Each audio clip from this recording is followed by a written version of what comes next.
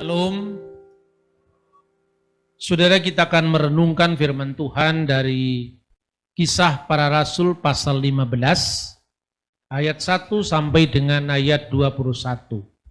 Kisah Para Rasul pasal 15 ayat 1 sampai dengan ayat 21. Saudara-saudara, kita akan membacanya dengan berbalasan. Saya membaca ayat pertama, jemaat ayat kedua. Saya membaca ayat 3, jemaat ayat keempat, dan seterusnya sampai ayat 21. Sidang di Yerusalem.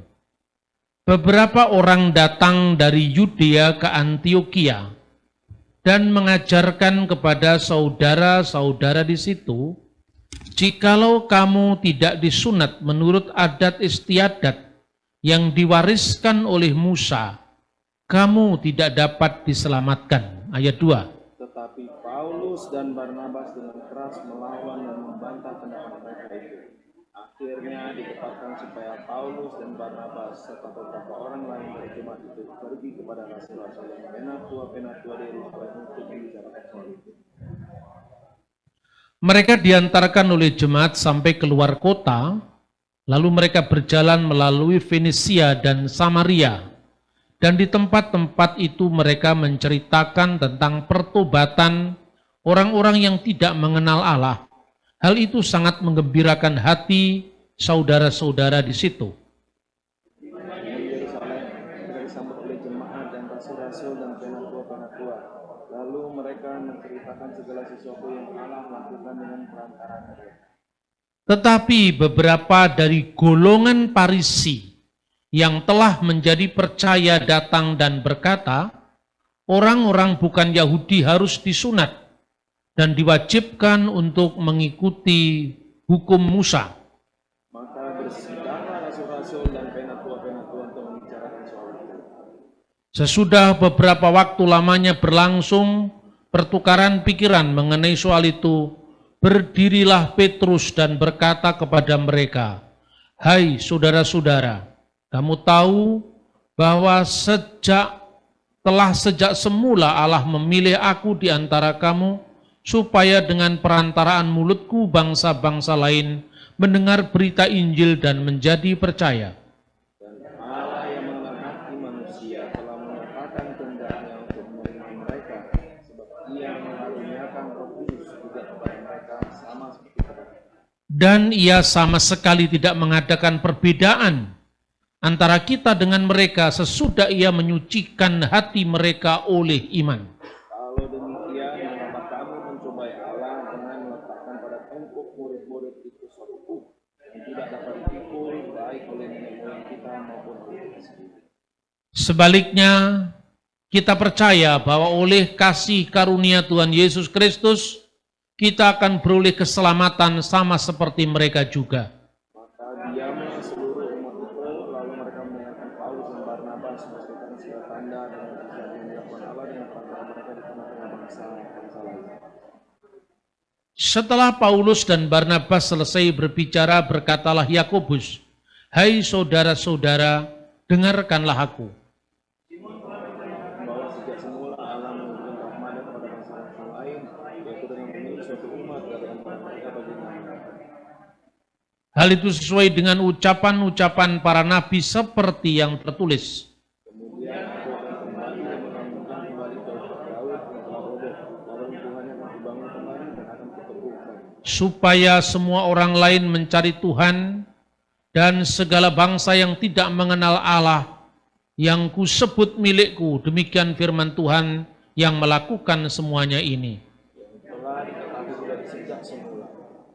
Sebab itu aku berpendapat bahwa kita tidak boleh menimbulkan kesulitan bagi mereka dari bangsa-bangsa lain yang berbalik kepada Allah. Kita harus menulis surat kepada mereka supaya mereka berbagi dan makanan yang telah dicemahkan kepada Allah dari perkumpulan yang meninggal dan mati berganti-ganti. Sebab sejak zaman dahulu hukum Musa diberitakan di tiap-tiap kota, dan sampai sekarang hukum itu dibacakan tiap-tiap hari Sabat di rumah-rumah ibadat. Saudara-saudara yang terkasih dalam Tuhan, kita tahu bahwa sebenarnya sejak semula jemaat Kristen itu muncul dari dua kalangan. Yang pertama dari kalangan Yahudi. Orang-orang Yahudi yang menjadi percaya, yaitu mulai dari 12 murid Yesus, para rasul, lalu 70 murid Yesus yang disebutkan dalam Lukas pasal 10, dan kemudian menyebar ke bangsa lain yang pangkalan pertamanya adalah Antioquia. Jadi ada dua jemaat, yang pertama adalah umat Kristen Yahudi di Yerusalem, yang dalam sejarah gereja dipimpin oleh Rasul Yakobus saudara Kristus. Yang kedua adalah jemaat di Antioquia. Jemaat di Antioquia itu adalah pengembangan Injil untuk bangsa bukan Yahudi. Kita membaca ada dua istilah yang diterapkan untuk dua kelompok murid Yesus ini. Yang pertama, murid-murid Yesus yang ada di Yerusalem, murid-murid Yesus yang berlatar belakang Yahudi, yang pusatnya di Yerusalem, disebut orang-orang Nosrim. Nosrim dalam bahasa Ibrani diterjemahkan menjadi bahasa Arab dan Indonesia Nasrani. Ini disebutkan di dalam Kisah Rasul pasal 24 ayat 5, di mana Paulus disebut sebagai salah seorang dari pimpinan atau pemimpin sekte Nasrani. Dan kata Nasrani ini berasal dari kata Nazaret, pengikut Yesus orang Nazaret. Sekalipun nanti pada abad keempat Masehi, Nasrani ini dipakai sebagai nama bidat Kristen. Sehingga kata itu tidak akrab lagi di telinga orang Kristen sekarang, karena untuk membedakan kekristenan yang benar dan bidat Kristen dari Mesopotamia yang memakai nama yang sama, yaitu Nasrani. Sebelumnya kata Nosrim itu artinya netral, artinya pengikut Yesus orang Nazaret yang berasal dari kalangan Yahudi. Dan yang kedua Kisah Rasul 11 ayat 26, di mana murid-murid Yesus yang berasal dari latar belakang bukan Yahudi itu dikenal dengan Kristianos, yang diterjemahkan dalam bahasa Inggris Christian atau dalam bahasa Indonesia Kristen atau Kristiani. Jadi umat Kristiani ini mula-mula, Kristianos ini mula-mula jamaknya Kristianoi, orang-orang yang menjadi pengikut Yesus yang adalah Kristus. Maka disebut Kristiani. Ini pusatnya di Antioquia. Antioquia itu dulu masuk wilayah Syria Raya, yang sekarang ini masuk wilayah Turki, yang beberapa saat lalu terjadi gempa besar itu. Nah, dua kelompok inilah yang menjadi pengikut Yesus mula-mula. Dari kelompok Antioquia yang disebut kelompok Yahudi, kelompok non-Yahudi inilah gereja kemudian berkembang ke Roma, ke Alexandria, ke Konstantinopel, bahkan ke seluruh dunia. Sementara dari Yerusalem itu memiliki sejarah tersendiri. Nah, apa yang menjadi penekanan dari pembahasan dua kelompok ini sangat-sangat penting untuk kita bisa memahami sejarah pekabaran Injil mula-mula. Dari kalangan orang-orang Kristen Yahudi yang berpusat di Yerusalem, ini pun masih terbagi jadi dua kelompok. Ini bisa kita baca misalnya di Kisah Rasul pasal 6 ayat 1. Di mana disebutkan di sana ada orang-orang yang menjadi pengikut Yesus yang berasal dari orang Yahudi yang berbahasa Yunani dan orang Yahudi yang berbahasa Ibrani. Orang Ibrani itu adalah orang-orang Yahudi yang berbahasa Aramaik. Misalnya kata Maranatha, Gabata, Efata, Talitakum, Eli, Eli lama sabaktani, itu bahasa Aramaik. Tapi juga ada orang Yahudi yang berbahasa Yunani, karena apa? sejak abad ketiga sebelum Masehi, ketika Alexander Agung menaklukkan Timur Tengah, Alexandria yang ada di Mesir itu menjadi pusat pengembangan orang-orang Yahudi yang berbahasa Yunani ketika Alkitab kita diterjemahkan dalam bahasa Yunani yang dikenal dengan Septuaginta. Dari situlah kita mengenal ungkapan-ungkapan dalam bahasa Yunani yang akhirnya menyebar dan itu menjadi salah satu dari pengikut Yesus juga. Misalnya Markus. Markus itu adalah termasuk 70 murid Yesus. Dia tidak termasuk 12 rasul, tapi dia termasuk 70 murid Yesus. Bayangkan, namanya aja sudah kelihatan. Nama aslinya Yohanes. Yohanes itu ejaan Yunani dari kata Yohanan dalam bahasa Ibrani. Ibunya namanya Maryam, Maria, disebutkan dalam Kisah Rasul pasal 10. Tapi dia disebut Markus. Markus itu bahasa Latin. Kalau waktu itu orang Yahudi namanya bahasa Latin, berarti dia orang terpelajar. Minimum selain bahasa Yunani, dia menguasai bahasa Latin sebagai bahasa administrasi kerajaan Roma saat itu. Bahasa Yunani adalah lingua franca, bahasa internasional saat itu. Bahasa Aram adalah bahasa sehari-hari yang dipakai oleh Yesus dan murid-muridnya di Yudea.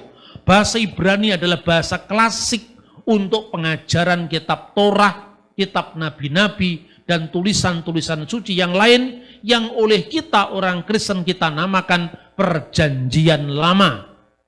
Jadi kitab Perjanjian Lama Kristen itu sama dengan Tanakh Yahudi, Torah, Nevim, Ketuvim. Tafsirannya beda, tapi teksnya sama. Nah, jadi saya ulangi lagi, ada murid-murid yang berasal dari kalangan Yahudi yang masih dibagi dua. Yahudi diaspora yang rata-rata berbahasa Yunani dan Yahudi asli yang berbahasa Aram dan bahasa klasiknya Ibrani. Maka kalau kita mengatakan haleluya itu bahasa Ibrani, tapi Maranatha itu bahasa Aram. Loh, kok bisa ya iman Kristen itu mengawasi semua bahasa? Ya memang Tuhan Yesus telah memplanning untuk itu. Kalau Anda lihat agama-agama lain kan itu munculnya satu bahasa, satu budaya. Tapi Kristen nggak bisa diidentikan dengan budaya Ibrani. Karena Ibrani hanya salah satu warisan dari kekristenan. Tapi ada Aramaik, ada Yunani, karena apa? Bahasa internasional. Kalau pakai bahasa Ibrani, bagaimana Paulus mengabarkan Injil di Korintus? Tidak berbahasa Ibrani, mereka di Roma. Tidak berbahasa Ibrani, mereka bahasa Yunani. Bahasa Latin, bahasa administrasi. Makanya namanya Markus. Markus itu nama kaisar Roma, nama keren itu. Kalau di Jawa orang namanya Budiono itu rakyat biasa. Ya. Tapi kalau Kanjeng Pangeran Seno Hadinegoro itu kelompok ningrat. Tapi kalau namanya Albert atau Robert itu baru nama keren, nama barat. Kira-kira mirip abad pertama seperti itu. Nah saudara-saudara, karena kedua warisan ini, maka mereka memahami kehadiran Kristus dengan cara yang berbeda-beda. Ketika Paulus mengabarkan Injil dan Tuhan memberikan mujizat yang sama, tanda-tanda ajaib yang sama bagi orang Yahudi dan bagi orang bukan Yahudi. Makanya waktu pencurahan Roh Kudus pertama di Yerusalem, itu hadir orang-orang yang datang dari Roma, dari Arab, Media, Partia, Mesopotamia, Elam, itu semua adalah kelompok-kelompok bukan Yahudi. Artinya apa? Pentakosta yang dicurahkan pertama kali di Yerusalem, di ruang atas tadi, itu menunjukkan bahwa Yudaisme yang dulunya melahirkan cikal bakal iman yang namanya Kristiani, itu sekarang tidak lagi eksklusif miliknya orang Yahudi, tapi telah Tuhan bagikan kepada bangsa-bangsa lain. Dan Tuhan sudah mempersiapkan itu, makanya Injil itu muncul dari masyarakat multilingual. Bukankah Yesus tidak berkarya di Yerusalem yang lebih homogen, tapi dia berkarya di Galilea, wilayah bangsa-bangsa. Karena pada masa itu ada provinsi Yudea, Galilea, dan satunya lagi adalah Samaria, Takronitis. Ya, tempat ini satunya diperintah Herodes Arkelaus. Herodes Arkelaus ini kurang ajar karena dia lebih jahat dari bapaknya. Herodes Agung dipecat oleh Kaisar Roma, diganti wali agung sementara yang namanya Pontius Pilatus. Lalu yang kedua wilayah Galilea, dan yang ketiga dipimpin oleh Herodes Filipus. Galilea dipimpin oleh Herodes Antipas. Nah, saudara-saudara, tentang Galilea itu nubuatan dalam kitab Nabi Yeremia pasal 8 ayat 23 yang disebut Tuhan di kemudian hari akan memuliakan jalan laut seberang Yordan Galilea wilayah bangsa-bangsa. Dari situlah Injil dimulai, yaitu Injil dimulai di Gelil Hagoyim, Galilea wilayah bangsa-bangsa. Oleh karena itu bahasanya juga multilingual. Ini bukan kebetulan. Semua ini adalah rancangan Tuhan. Maka begitu gereja berdiri, dia mewarisi warisan kebudayaan ini. Nah, karena mewarisi budaya yang berbeda, proses untuk saling mendewasakan diri itu terjadi. Apa yang pertama-tama memancing kontroversi itu? Pertama, orang-orang Parisi yang sudah menjadi percaya, karena waktu itu banyak orang-orang Parisi yang menjadi percaya.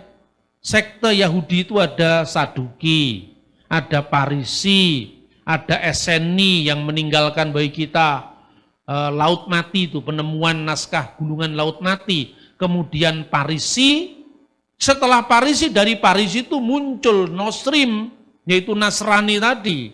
Jadi kalau ada orang mengatakan Kristen itu nyolong kitabnya Yahudi, orang tidak ngerti sejarah. Ya toh, kecuali kalau Anda lahir di Cina memakai kitab Taurat, itu namanya nyolong kitabnya Yahudi. Namanya juga sama-sama Yudaisme, dan Parisi itu salah satu varian dari Yudaisme. Ada Eseni, ada Saduki. Sadukinya punah karena bait Allah sudah punah, mereka kehilangan pekerjaan. Kan biasanya kan menjadi imam besar, penguasa bait Allah hancur tahun 70, hilang orang Saduki. Eseni dihancurkan Roma tahun 68 Masehi. Tinggal dua sekarang, yaitu Parisi yang kemudian mereformasi diri sejak abad kedua, sejak zamannya Rabi Yohanan ben Zakkai, pasca runtuhnya bait Allah di Yerusalem, itulah yang sekarang disebut Yahudi Rabinik.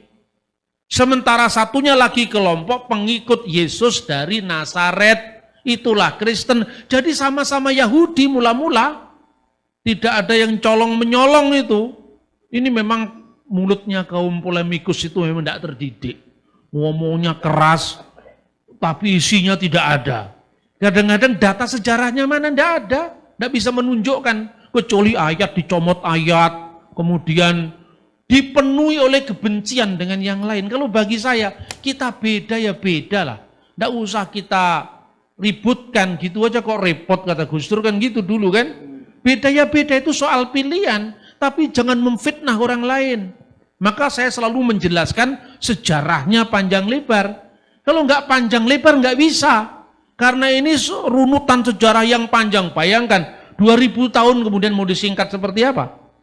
Ya kan? Tapi paling tidak ada tema-tema sentral yang seharusnya kita kuasai.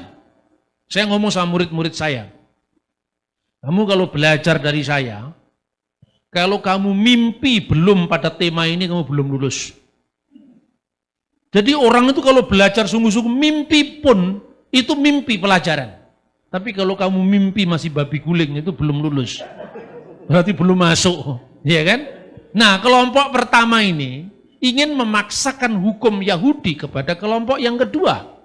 Kelompok Yerusalem ingin memaksakan hukum Musa ini kepada kelompok Antioquia. Lalu karena kemiskinan data sejarah itu, Para polemikus itu menuduh luar biasa dan biasanya kambing hitamnya Rasul Paulus. Paulus telah memalsukan Injil. Paulus telah membebaskan orang-orang untuk tidak mengikuti hukum Taurat. Yang dibebaskan Paulus itu yang mana? Karena dalam sejarah ini bukannya sejarah Kristen loh. Anda bisa cross check dari saudara kita orang Yahudi rabbinik itu. Ada 2 hukum yang ditentukan untuk umat manusia. Nah, 1 hukum Nuh. Hukum Nuh itu diangkat dari mana? Dari kitab Kejadian pasal 9. Hukum Nuh itu kalau orang Yahudi mensistematisir atau menggolongkan menjadi 7 bagian yang dikenal dengan Sefa Misfot Bene Noah. Sefa itu 7, Misfot itu hukum-hukum, Bene Noah itu anak-anak Nuh. Ya. Dan yang kedua adalah Hataryak Misfot Mose, 613 hukum Musa. Nah, jumlah 613 hukum Musa, 7 hukum Nuh itu bilangannya baru muncul setelah masa Kristen. Kira-kira mulai abad ketiga. Tapi isinya itu juga, ya. Jadi hukum Yahudi itu berlaku bagi orang-orang Yahudi, ini berlaku hukum Musa. Ketika murid Yesus ada yang dari kalangan Yahudi, mereka tetap memakai hukum Yahudi ini. Makanya Paulus menyunatkan Timotius. Coba baca di Kisah Rasul 16 ayat 1 sampai dengan 3. Paulus mau agar Timotius yang beserta dengan dia disunatkan. Paulus menyunatkan Timotius. Jadi Paulus tidak pernah menghalangi hukum sunat karena apa? Timotius disunatkan. Tapi masalahnya kenapa Timotius melarang menyunatkan Titus dalam Galatia? Ya kan? Ya memang harus dilarang karena Titus orang Yunani. Timotius ibunya Yahudi. Jadi Paulus justru menegakkan hukum ini, pembagian hukum Nuh dengan hukum Musa ini. Kan clear kan?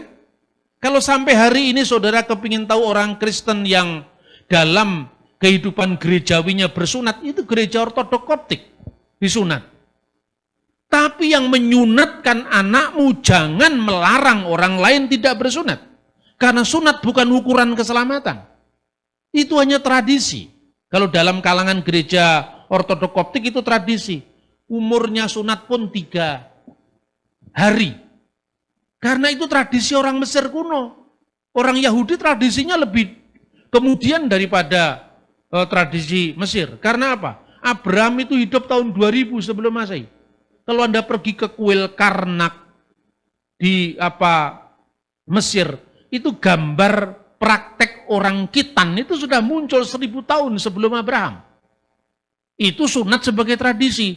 Nah sekarang kalau kamu menonjolkan sunat sebagai setia pada hukum Musa atau hukum Ibrahim, kamu sunat pada hari keberapa?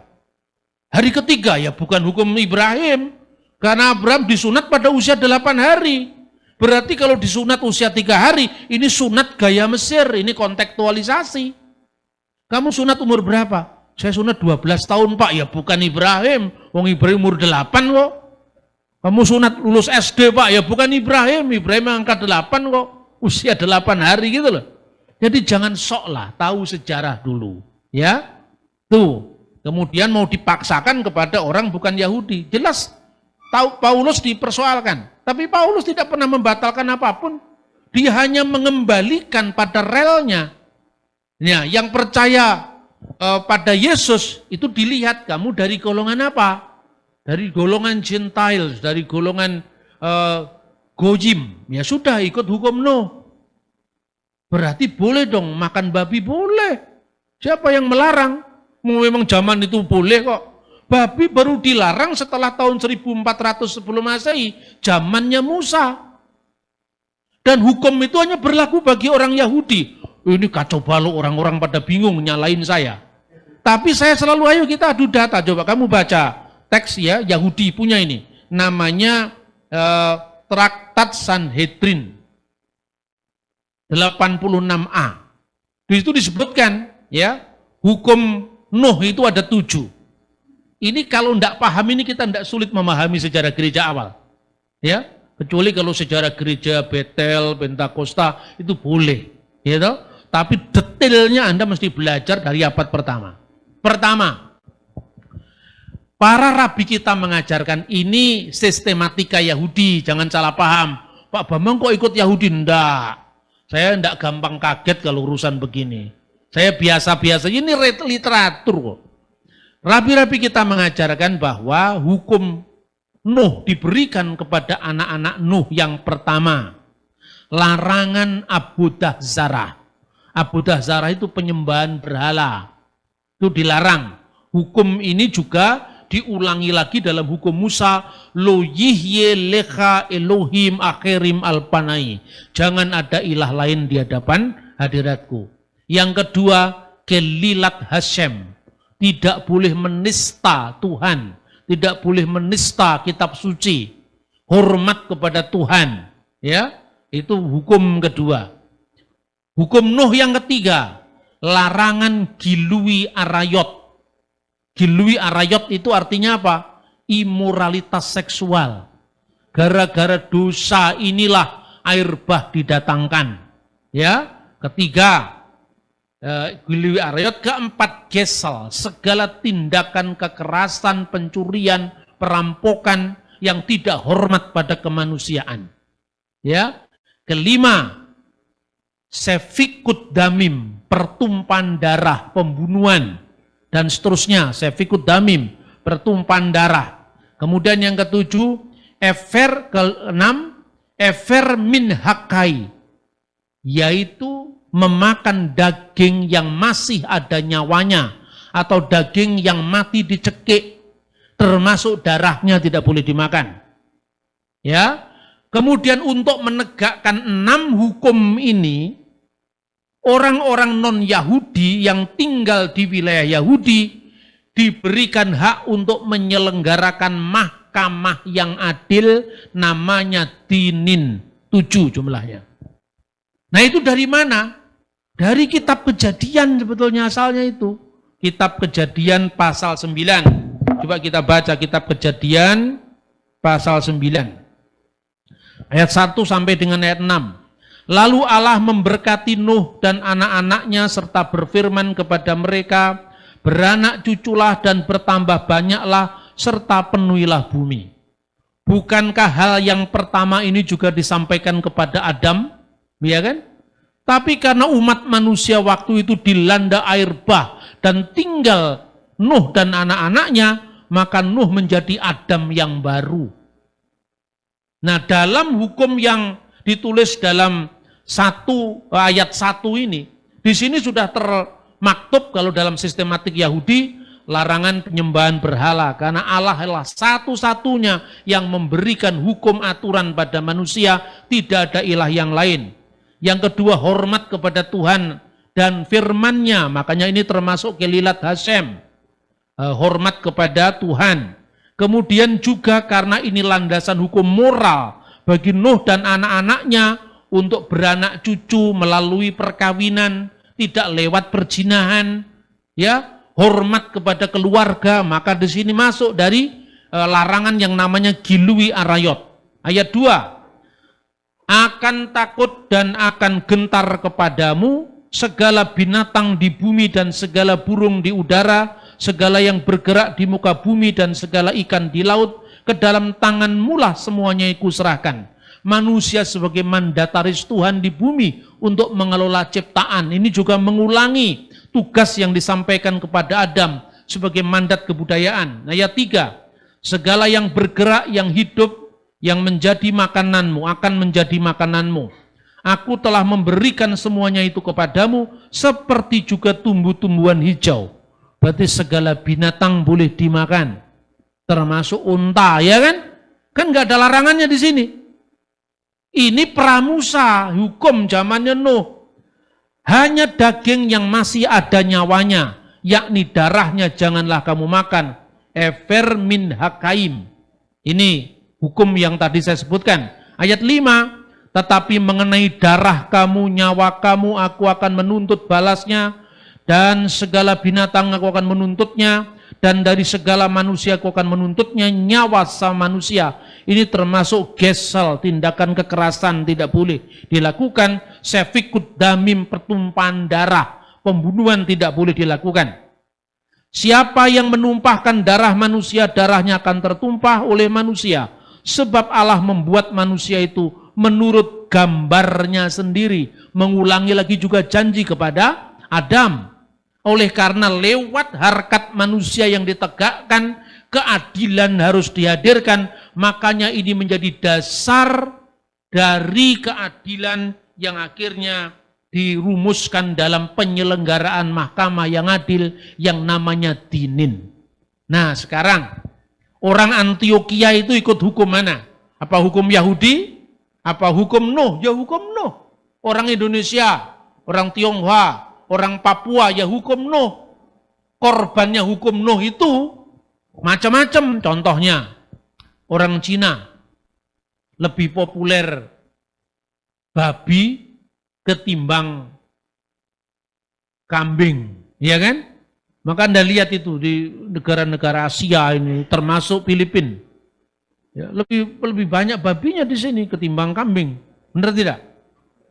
Papua itu tidak ada kehidupan bagi mereka sehari-hari dalam kehidupan masyarakat kalau tidak ada babi. Makanya ada seorang antropolog sekaligus dia seorang hamba Tuhan, namanya adalah Don Richardson. Dia nulis buku yang judulnya Anak Perdamaian, di mana babi sangat penting untuk orang-orang Papua. Ketika suku-suku berperang, ketika mereka damai mesti ada babi, bukan kambing. Iya toh? Apakah itu salah? Terus salahnya babi itu apa? Kita benci dengan babi. Tapi saya akan tunjukkan kapan babi mulai dibenci. Nah, itu ada sejarahnya. Sejarahnya khususnya bagi Israel lah. Mereka yang bukan Israel kok ikut-ikut benci babi. Tidak punya sejarah yang sama. Ya kan? Orang Arab korbannya apa? Unta. Itu tampak dari riwayat-riwayat Muslim sendiri. Misalnya tentang kakeknya Kanjeng Nabi Muhammad, Nabi umat Islam, Abdul Muthalib. Ketika menebus anaknya yang namanya Abdullah dari pengorbanan yang terjadi pada masa pra-Islam, dia ditebus dengan 100 ekor unta. Padahal unta menurut hukum Yahudi juga low kosher. Jangan kamu makan yang pertama unta dulu, baru yang kedua pelanduk, yang ketiga kelinci. Lah padahal di Magetan banyak orang suka sate kelinci. Rata-rata penjualnya Muslim. Benar toh? Jadi artinya jangan memaksakan hukum yang berlaku bagi kita terhadap orang lain. Baru yang keempat, babi yang dilarang. Jadi babi urutan keempat, lebih dahsyat unta. Dagingnya saja tidak boleh dimakan, apalagi kencingnya. Loh ini fakta. Ada banyak orang-orang Arab yang makan unta dan kencingnya juga jadi obat. Saya tidak mau ngurus itu. Tapi bagi saya lebih baik saya makan babi ketimbang minum kencing unta. Bagi saya. Kita agama kan punya aturan masing-masing. Anda tidak bisa menyampaikan ini kepada orang Hindu. Karena di Hindu kebalik. Sapi itu diharamkan karena menjadi simbol daripada kendaraan siwa. Sementara yang namanya babi itu justru halal. Itu loh saudara. Nah sekarang kembali ke hukum Musa. Hukum Musa itu dibagi menjadi 3 bagian atau 3 kelompok. 3 kelompok itu apa? Ini hukum Musa. 3 kelompok itu sesungguhnya dirumuskan dari Alkitab sendiri. Ulangan pasal 6 ayat 20. Nah, semua itu ada dalilnya, sumber sejarahnya dari mana. Apabila di kemudian hari anakmu bertanya kepadamu, apakah peringatan, ketetapan, dan peraturan itu yang diperintahkan kepadamu oleh Tuhan Allah kita. Dalam teks bahasa aslinya disebutkan Maha Edot, peringatan, WH hukim, ketentuan, WH mispatim, peraturan, Asher Siwa Adonai Elohenu Ethem. Jadi yang pertama H Edot, peringatan. Klasifikasi pertama. Klasifikasi kedua adalah hukim, ketentuan. Namanya ketentuan itu tidak ada alasannya. Tergantung yang membuat ketentuan, itulah Imamat pasal 11. Maka Anda tanya kepada orang Yahudi, kenapa Rabi tidak makan babi? Tidak ada yang ngomong, karena babi mengandung cacing pita. Tidak ada itu. Karena semua binatang mengandung cacing pita. Tinggal cara masaknya. Tapi kalau Anda tanya kepada orang Yahudi, kenapa tidak boleh makan babi? Kenapa tidak boleh makan unta? Itu hukum. Hukum itu hukum tanpa alasan.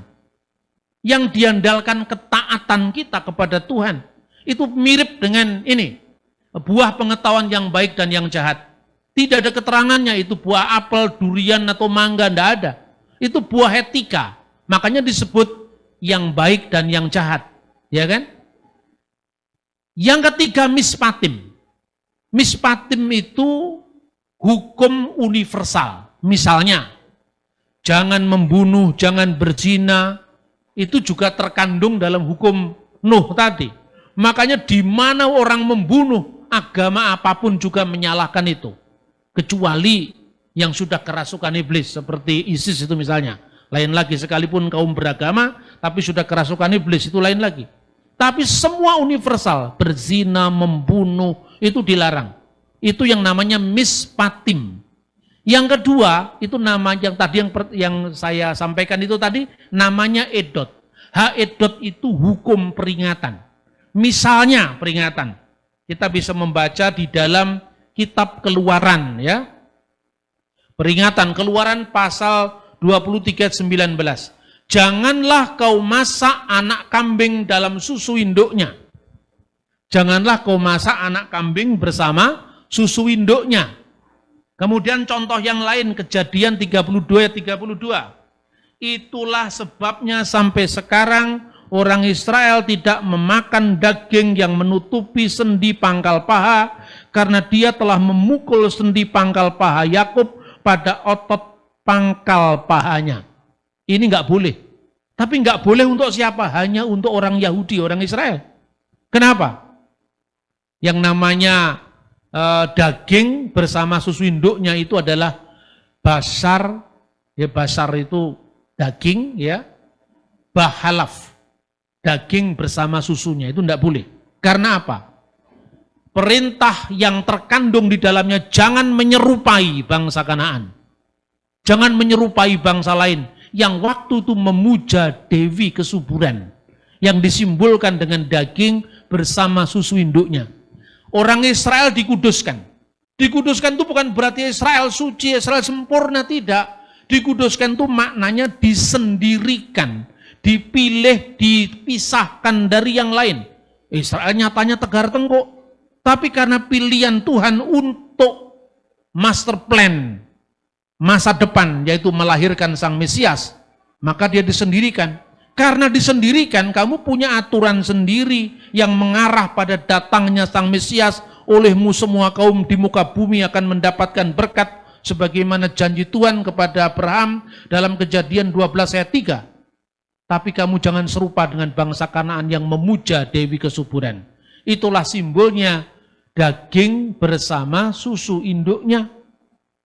Kedua, jangan makan daging di sendi pangkal paha. Karena setiap kalau makan daging di sendi pangkal paha, ingatlah kakekmu yang kita, Yakub, yang bergulat dengan malaikat Tuhan dalam bentuk yaitu orang. Sampai pagi hari itu, Yakub bisa mengalahkan pergulatan atas orang itu. Ya, pergulatan atas orang itu menunjukkan bahwa dia lebih mengandalkan Tuhan. Makanya dikasih judul bergulat dengan Allah, itu bukan berarti gelut dengan Gusti Allah, itu tidak. Di Alkitab sendiri mengatakan dia bergulat dengan orang itu. Is itu bahasa Ibrani orang. Orang itu. Yakub menang tapi dipukul pangkal pahanya. Jadi setiap kali kamu makan daging di pangkal paha, ingat perjuangan nenek moyang kita Yakub. Tandailah itu kegigihan Yakub. Tapi kalau nenek moyangmu Suro Menggolo, ngapain ikut hukum Yahudi? Orang Ponorogo nenek moyangnya Suro Menggolo, orang Manado nenek moyangnya Rorim Pande, ngurus siapa kita? nggak pernah kakek moyang kita dipukul pangkal pahanya. Ini membaca hukum secara kontekstual. Ini yang namanya edot, ya kan?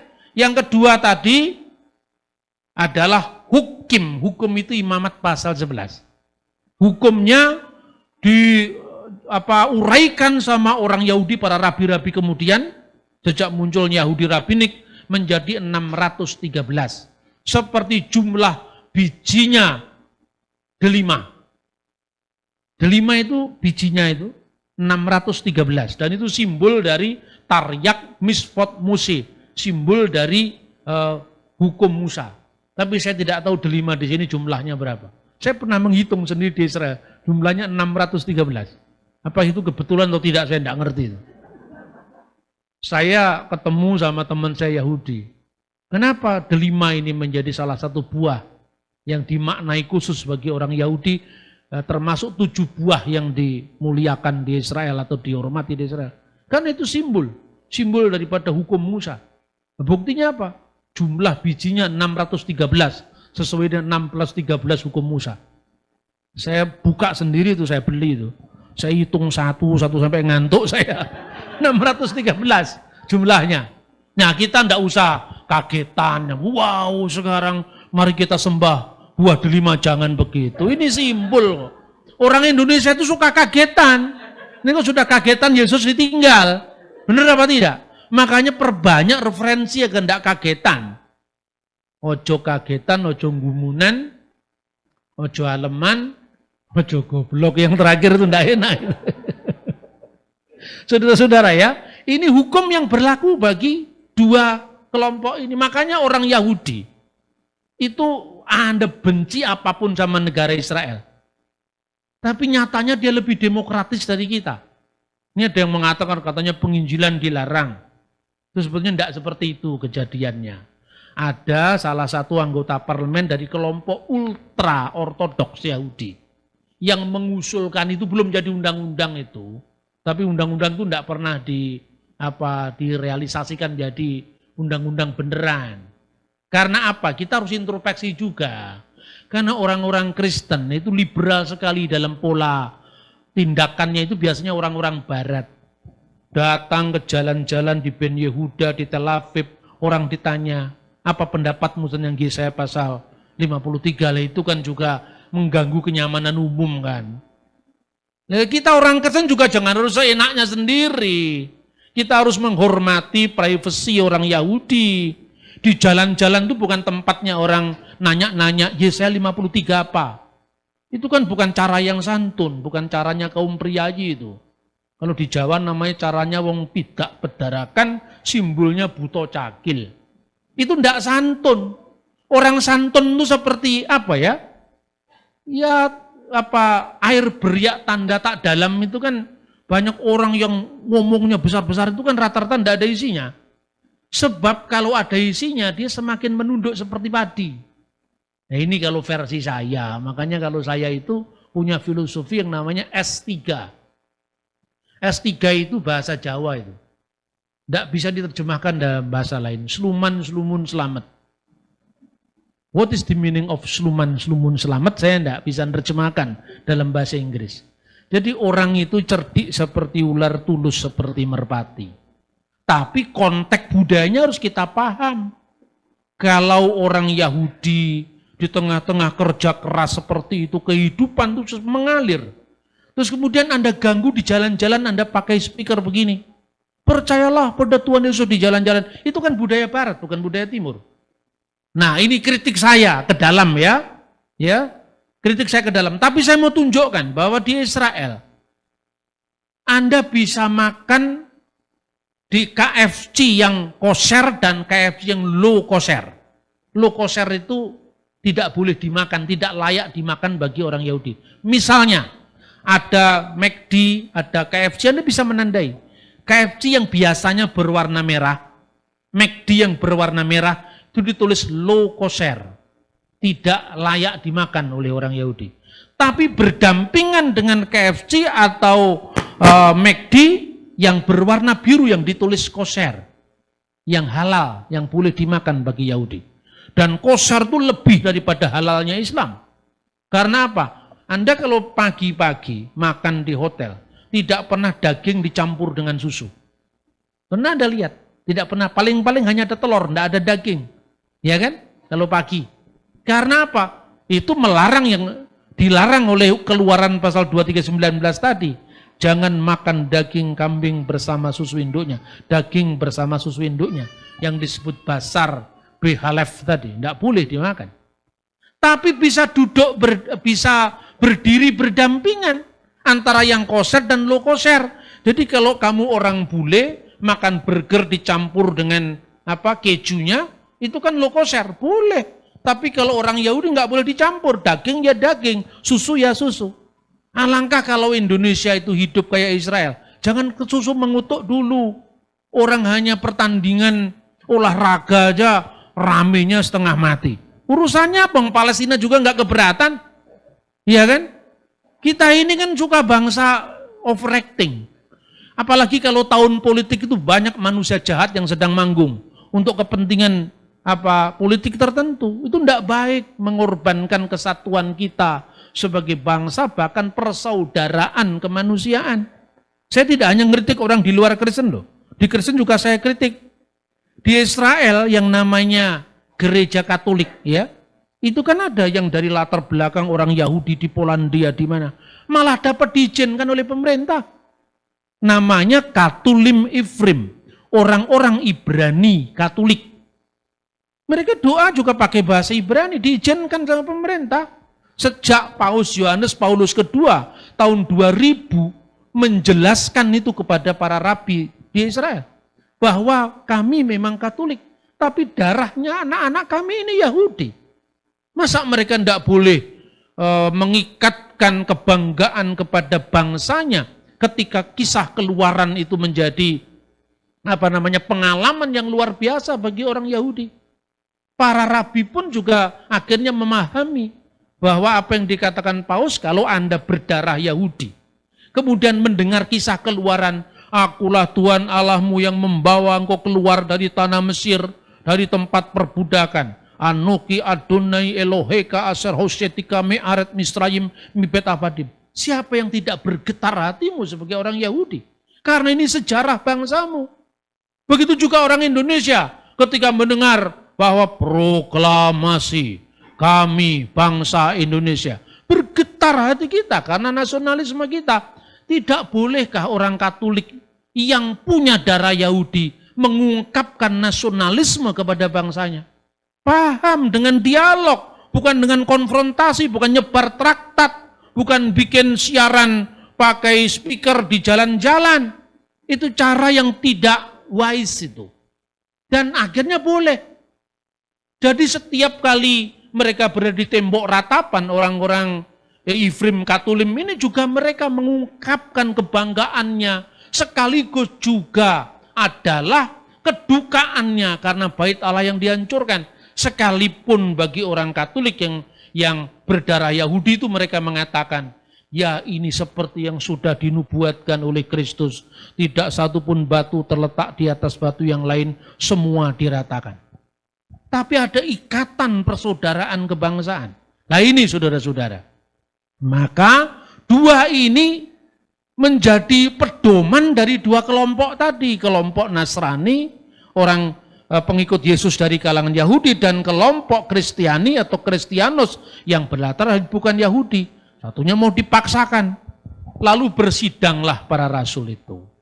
Yang pertama, ya, Petrus berbicara sebagai yang paling senior di antara para rasul. Dan dia kemudian merujuk, kalau mau bukti, ini dalil yang saya kemukakan. Ini dasar Alkitab yang saya kemukakan. Tapi kalau mau bukti, Roh Kudus dicurahkan kepada orang yang bukan Yahudi.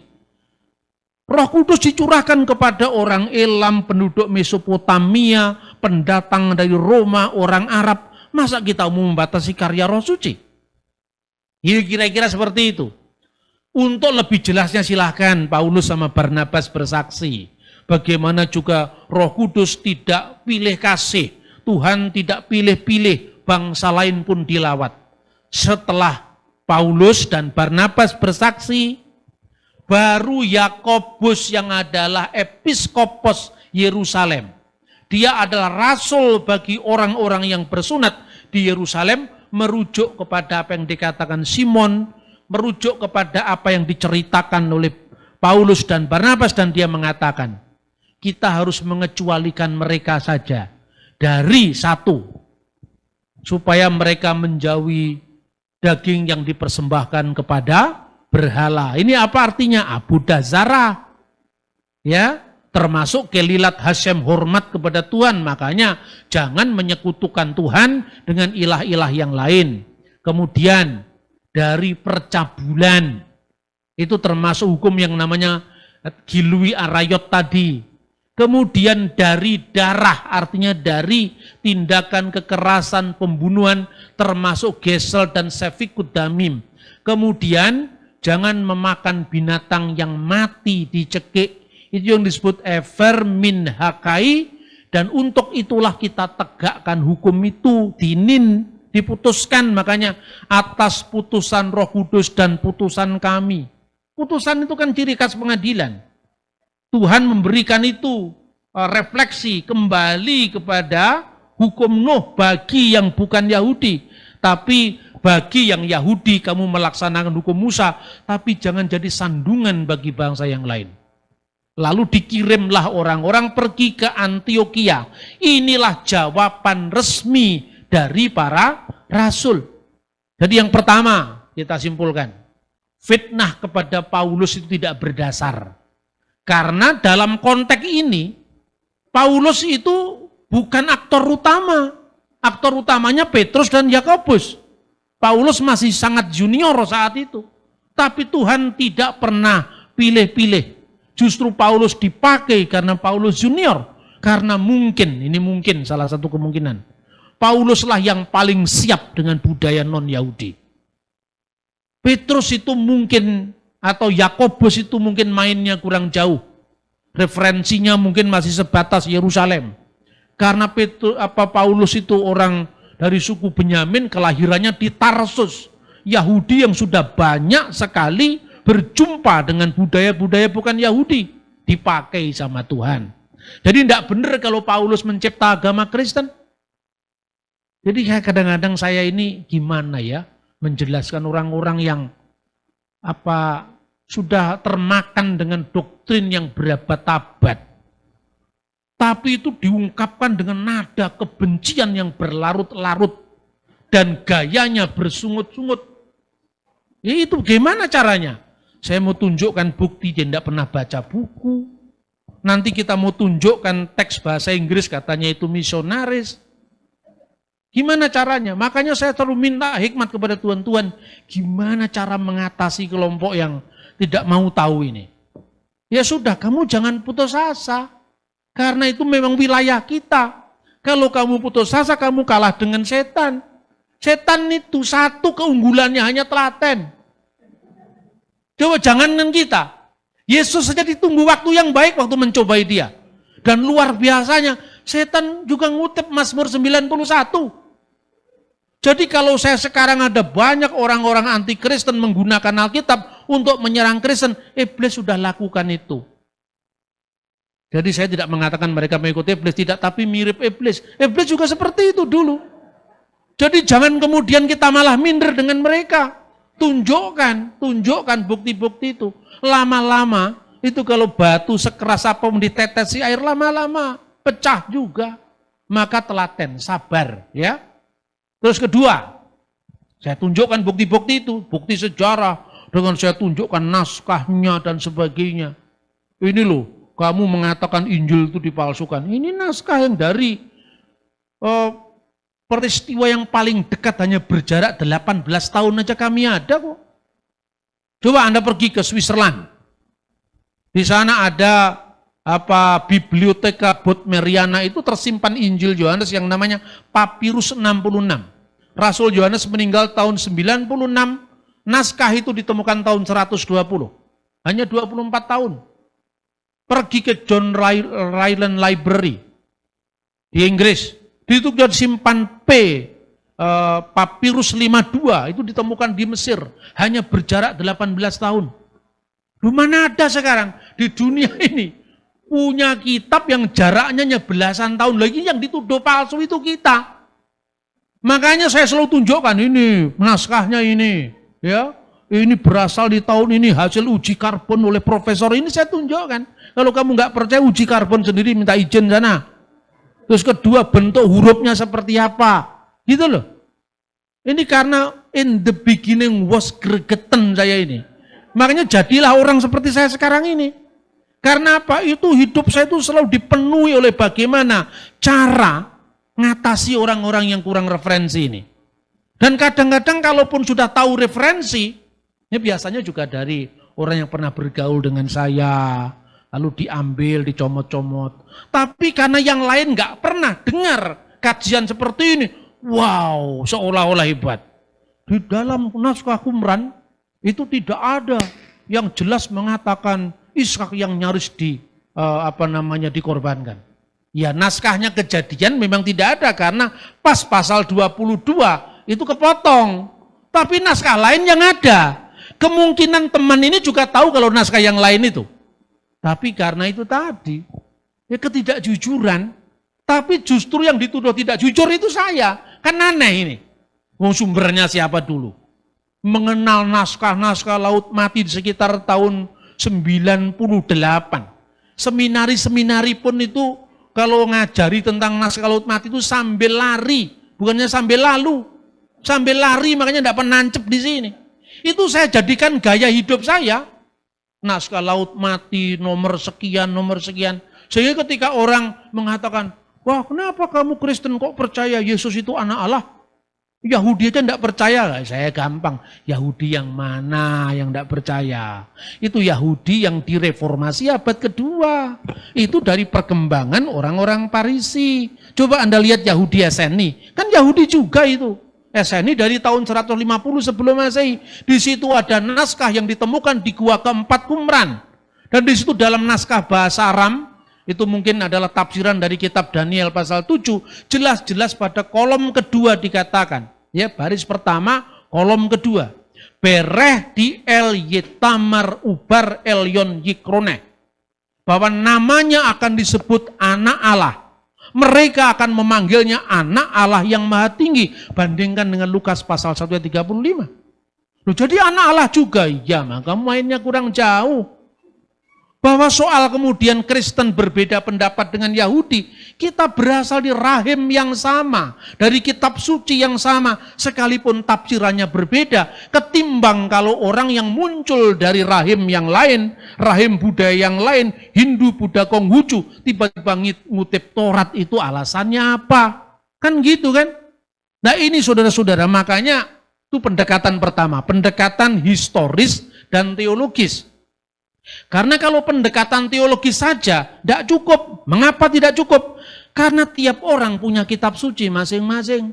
Jadi teologis menurut siapa? Karena ini firman Tuhan, Pak. Bahwa babi itu memang haram. Ya haram bagi firman Tuhannya orang Islam. Tapi tidak bagi Tuhannya orang Hindu. Kita kan Bhinneka Tunggal Ika. Maka aspek sejarah harus kita tonjolkan. Dulu saya bilang, terakhir ini.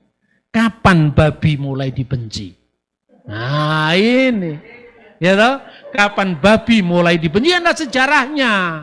Yang pertama tadi sudah saya bilang kan, bahwa menurut hukum Nuh, babi bukan termasuk list yang dilarang. Tidak masuk list itu. Babi, unta nggak masuk. Jadi kalau sekarang Anda membayangkan, jijik makan babi. Anda bayangkan kira-kira kalau orang lain jijik minum kencing unta, apakah itu punya hak yang sama dengan kejijikanmu memakan daging babi? Kan gitu kan? Makanya untuk membebaskan dari subjektivitas keagamaan semacam ini, saya lewat pendekatan budaya. Pendekatan budaya misalnya gini. Ini sekarang ngomong bangsa kita dulu, baru kita ngomong Israel ya. Satu. Anda pernah datang ke Candi Borobudur? Pernah lihat relip-relipnya? Oh enggak, itu hanya sekilas. Biasanya gitu. Anda cari namanya relip Karma Wibangga. Itu menceritakan bagaimana makanan orang-orang Indonesia di abad 10, abad 8, abad 9 saat Borobudur dibangun. Sapi tidak ada di sana. Sapi bukan binatang yang dimakan waktu itu. Yang ada ayam, itik, babi paling banyak. Karena waktu itu babi makanan favorit raja. Raja-raja Nusantara. Termasuk raja-raja Majapahit, Sriwijaya. Kalau pergi ke hutan yang dicari itu celeng. Saudaranya babi. Tidak pernah cari sapi. Nah ini contoh pertama. Makanya ketika Islam masuk, ya, ketika Islam masuk kemudian memperkenalkan babi tidak boleh dimakan. Orang Majapahit kaget-kaget. Loh kenapa enak kok tidak boleh dimakan? Terus itu diabadikan dalam bentuk tembang. Ya. Nulyo ono wong anom sawiji. Kemudian ada seorang muda ya. Moro ngucap maring putra Cempo. Dia mengatakan kepada Sunan Ampel yang bergelar Putra Cempo, ya kan? Yo iku kurang pikire. Orang ini pikirannya enggak genap ini. Loh itu kan omongannya orang Majapahit karena apa? Keanehan yang dibawa oleh Kanjeng Sunan Ampel. Di mana anehnya? Babi gurih datanayon kodok kungkang datan binukti. Babi yang gurih dia tidak mau. Swike yang lezat dia hindari. Amile daginge mendo ambune kang prengus. Yang dipilih itu daging kambing, baunya prengus, baunya kurang sedap. Nah, tapi tidak sampai di sini ceritanya. Ananging sang putra Cempo, tetapi Sunan Ampel, ya toh, datan duka maring bocah Mojopahit. Dia tidak marah dengan anak muda Majapahit. Sebab apa? Karena umurnya masih muda. Lare isih nem-neman. Coba. Kalau saya nembang begini kan orang lain nggak bisa marah. Loh saya cuma mengutip tembang. Lalu kamu marah sama saya itu marah kepada penulis Babat Tanah Jawi itu. Itu termasuk warisan budaya bangsa itu. Yang di sana Sunan Ampel dianggap aneh. Seaneh itulah ketika Anda belajar dari orang-orang luar kemudian masuk ke Indonesia. Budaya kita yang dulu sudah ada dianggap aneh karena kamu tidak mengenal budayamu sendiri. Ini dengan perkecualian, kalau agamamu melarang, ya jangan dimakan gitu loh. Tapi kalau orang lain yang agamanya tidak melarang, apa alasanmu makan? Ini menjelang tahun politik banyak orang jahat manggung. Di Malang ada tukang sate babi, nasi goreng babi. Namanya Bambang Priyono kalau nggak salah. Ya, kalau nggak salah cek sendiri. Itu digerebek sama Satpol PP, katanya moga-moga salah, yang nyuruh wali kota Malang. Karena ini mengganggu perda. Yang diganggu apanya? Kalau enggak makan ya jangan makan. Tapi yang lain ya biarkan makan. Ini kan mematikan ekonomi rakyat kecil. Coba bangsa kita ini sudah terlalu mabuk kadruniyah ini. Makanya kemudian segala sesuatu yang berbeda dihantam, tidak cocok. Padahal kalau sejarahnya, kapan babi mulai dibenci? Ya, Anda lihat kalau Anda membaca Alkitab ya, itu di tengah-tengah Alkitab antara PL dan PB, itu ada buku yang namanya Deuterokanonika. Orang Katolik itu menyebut kanon, tapi kanon kedua, Deutero kedua, kanonika, kanon. Orang Protestan tidak menyebutnya kanon, tapi menyebutnya devotional book. Kadang-kadang orang-orang Pentakosta, model Moody Press itu menyebut sebagai intertestamental book. Karena buku ini memuat sejarah Israel yang tidak dimuat dalam Perjanjian Lama. Perjanjian Lama kan selesai Maleakhi itu. Lah kira-kira masa antara sebelum munculnya Roma ke tanah suci menjajah itu kan kosong. Itulah yang direkam dalam buku-buku itu, termasuk sumber-sumber Yahudi sendiri. Pernah orang Israel itu mengalami masa kejayaan sebelum dijajah kembali Roma. Antara tahun 164 sebelum Masehi, yang dalam seminar kemarin sudah saya singgung, sampai tahun 37 sebelum Masehi. Itulah masa dinasti Hasmonaim sebagai negara merdeka. Mula-mula hubungan antara Israel dengan bangsa lain itu baik-baik saja. Zamannya Antiochus III, nggak apa-apa. Bagi yang Yahudi, korbannya sapi, kambing, domba. Tapi bagi orang agama Yunani, korbannya babi. Bagi orang Arab, korbannya unta, itu enggak masalah. Menjadi masalah ketika terjadi Helenisasi dalam kehidupan orang Israel yang dilakukan oleh Antiochus IV Epiphanes. Itu mulai tahun 167 sebelum Masehi. Bait Allah itu dinajiskan, dewa-dewa Yunani dipasang, bahkan patungnya Zeus Olympus dipasang di atas altar bait suci. Dan itu pelecehan yang luar biasa kepada orang Yahudi. Luar biasanya lagi, kurang ajarnya lagi, daging babi dipersembahkan di depan altar Zeus. Bayangkan kalau Anda orang Yahudi apa? Makanya ada dua buku yang menarik itu ya. Kalau Anda membaca Yeshua ben Sirah, buku itu ditulis kira-kira tahun 200 sebelum Masehi, sebelum kejadian ini. Siapakah yang disebut bangsa lain? Siapakah yang disebut umat Goyim? Mereka adalah kira-kira sama-sama ciptaan Tuhan, tapi mereka memelihara hukum yang berbeda dengan hukum kita, orang Yahudi. Jadi dijamin.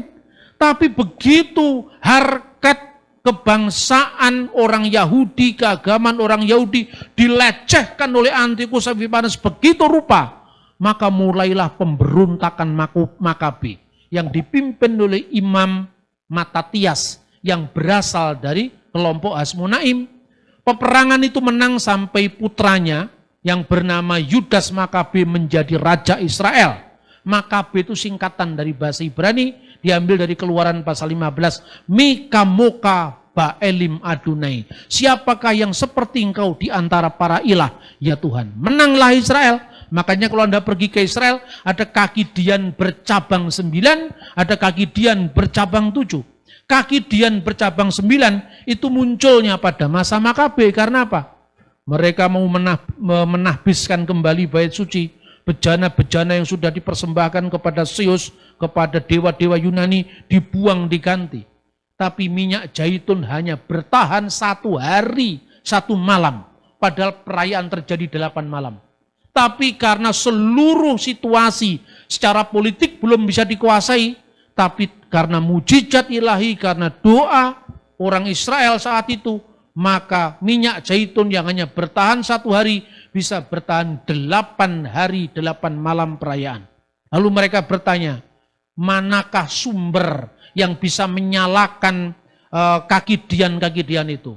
Sumber itulah yang berasal dari Tuhan yang disebut Samas. Makanya ini 4, sini 4, tengah 1. Biasanya itu disebut perayaan Hanukah. Kalau ini namanya menorah, ada dalam kitab Taurat.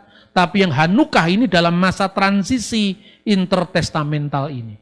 Sejak Antiochus Epiphanes melecehkan bait Allah dengan korban babi, maka orang Yahudi menjadi trauma dengan babi. Sejak saat itu, babi menjadi sesuatu yang mengingatkan masa-masa sulit mereka. Binatang babi itu mengingatkan bagaimana mereka dilecehkan, kehormatannya diinjak-injak. Sejak saat itu, babi itu menjadi sesuatu yang sangat menimbulkan pengalaman traumatis. Tapi tidak dengan onta, tidak dengan kelinci. Padahal baik onta, kelinci, babi sama-sama lokoser. Tapi kenapa hanya babi yang mendapatkan sesuatu yang lebih sensitif bagi perasaan orang Yahudi? Karena Antiochus Epiphanes. Nah pertanyaannya, yang benci babi sampai menutup nasi goreng babi di Malang, kan tidak ada hubungan dengan Antiochus Epiphanes. Kenapa mereka benci babi? Iya toh? Inilah salah satu dampak apabila orang buta sejarah. Yang dilakukan hanya kata guru saya, kata ulama saya, kata pendeta saya. Pendeta itu manusia, ulama manusia, ustadz juga manusia. Ojo gampang percaya, di cross check dulu. Karena ini adalah era digital. Semua yang saya katakan ini, Anda boleh tidak percaya. Tapi cross check setiap kata-kata saya. Misalnya, kenapa babi dilarang? Saya mengutip seorang filosof Yahudi dari Alexandria, lahir tahun 20 sebelum Masehi, meninggal tahun 50 setelah Masehi. Namanya Philo. Philo mengatakan apa? Saya menyebut dalam bukunya The Special Law, buku keempat. Cek sendiri. Apa katanya Philo?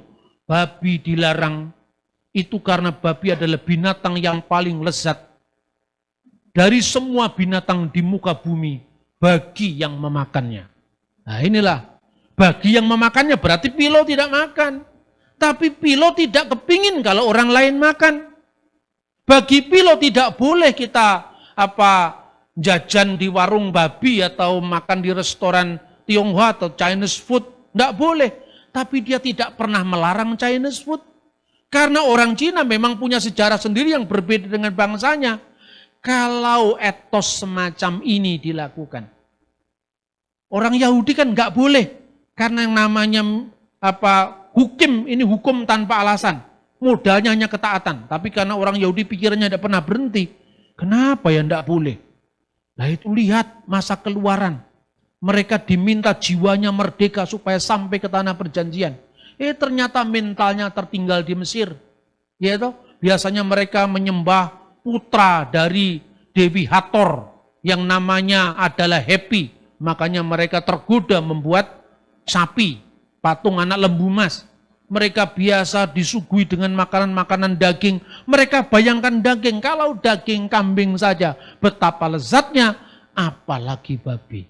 Makanya kalau babi boleh dimakan, mungkin tidak 40 tahun, mungkin bisa 80 tahun. Karena keasikan makan babi. Kira-kira seperti, jadi semua itu bukan terjadi di ruang hampa. Semuanya ada sejarahnya. Maka kita orang-orang Kristen, silahkan kita beriman dengan teguh iman. Tapi tidak perlu kita harus ngurusi orang lain. Kecuali terpaksa. Karena urusan ini kan urusan bangsa, urusan negara, urusan masyarakat bersama. Dan yang lebih-lebih ketika iman kita disalahpahami adalah hak jawab kita untuk menyampaikan apa yang kita yakini, tidak seperti yang dituduhkan banyak orang. Dan yang ketiga, apapun perbedaan kita, kalau tidak ketemu di satu aspek teologi, kita bisa bertemu di kemanusiaan. Karena kriteria kebenaran itu dia hanya satu. Ada ortodoksia, kebenaran ajaran. Ada ortolatria, kebenaran dalam penyembahan. Karena kebenaran ajaran kan berkaitan dengan penyembahan. Yang ketiga, ortopraksia. Inilah wilayah bersama yang bisa kita uji. Dari buahnya lah kamu akan mengenal. Itu yang diberikan kepada dari ortopraksinya. Yesus memuji orang Samaria. Sekalipun dia mengatakan, kamu menyembah Allah yang tidak kamu kenal. Kami menyembah Allah yang kami kenal. Karena keselamatan datang dari bangsa Yahudi. Ortodoksinya dikritik, tetapi ortopraksinya dipuji. Jadi kalau Anda tidak bisa ketemu dengan saudaramu Muslim, Hindu, Buddha, ketemulah dalam ortopraksi. Buah-buah roh, kelakuan yang baik misalnya. Kalau dengan orang Farisi, Yesus mengatakan telah duduk di atas kursi Musa. Berarti secara metodologi pengajaran, ortodoksinya betul. Tetapi kelakuannya tidak benar. Makanya kalau mereka ngajar kamu dengarkan. Tapi kalau mereka punya kelakuan jangan kamu contoh. Nah kalau saudara tidak bisa ketemu pada kebenaran ajaran, serahkanlah kepada Roh Kudus yang membimbing kepada seluruh kebenaran. Tetapi jangan jemu-jemu untuk berbuat baik, menyatakan kebaikan Kristus kepada semua orang, apapun agamanya. Inilah pesan yang disampaikan melalui sidang para rasul itu, sehingga iman kami tidak menjadi batu sandungan bagi yang lain. Kiranya firman Tuhan itu semakin memperlengkapi kita dalam iman percaya kita, dalam mengiring Yesus Kristus sampai akhir.